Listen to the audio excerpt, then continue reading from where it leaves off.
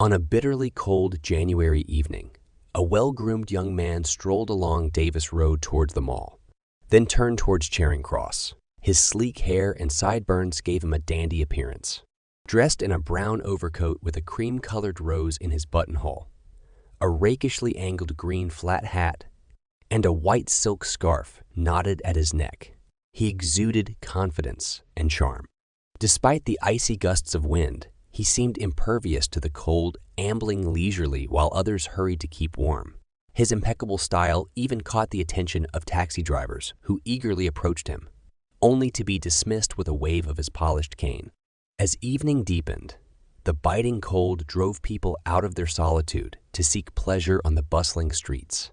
The mall became a hub of activity, with various establishments offering entertainment.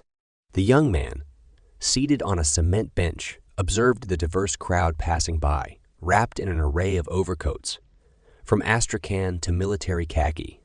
The young man's own overcoat, though old, was of fine quality, well tailored with horn buttons. He seemed content in it, smoking a cigarette as he watched the world pass by. A shivering white cat sought his warmth and attention, and he affectionately stroked it. As the clock ticked past 7, he continued his stroll. Music emanated from a restaurant, attracting a crowd outside. People of all walks of life gathered to enjoy the foreign tunes. The young man paused briefly to listen before moving on. Entering a music shop, he examined instruments and perused the latest gramophone records. He collected a list and left without making a purchase. At a bookstall, he briefly considered magazines, but ultimately left them behind. Further down the street, he admired a Persian carpet hanging outside a shop, engaging in polite conversation with the carpet dealer before departing. By now, he had been wandering for a while, yet his spirits remained high. Near the high courts, the crowd thinned, and he attempted to spin his cane, inadvertently dropping it. As he picked it up, a young couple passed him, capturing his attention. The couple, dressed in contrasting attire, continued ahead, and the young man discreetly followed them, eager to learn more about them. They reached a crossroads near the General Post Office, momentarily pausing before heading towards McLeod Road. As he trailed them, he was oblivious to the impending danger.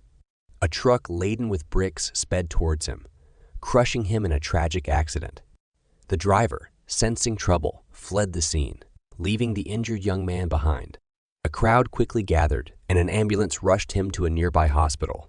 He lay in the casualty department, still wearing his blood-stained overcoat and silk scarf. The nurses, Shinaz and Gil, commented on his apparent affluence and how he had dressed for a night out.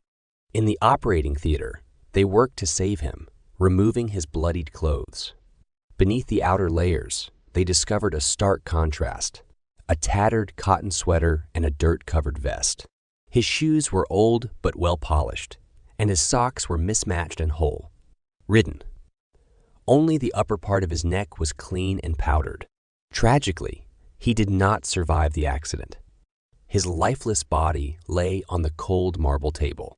In the pockets of his overcoat, they found only a few meager possessions: a small black comb, a handkerchief, loose change, a half-smoked cigarette, a diary with a few names and addresses, a list of gramophone records, and some handbills.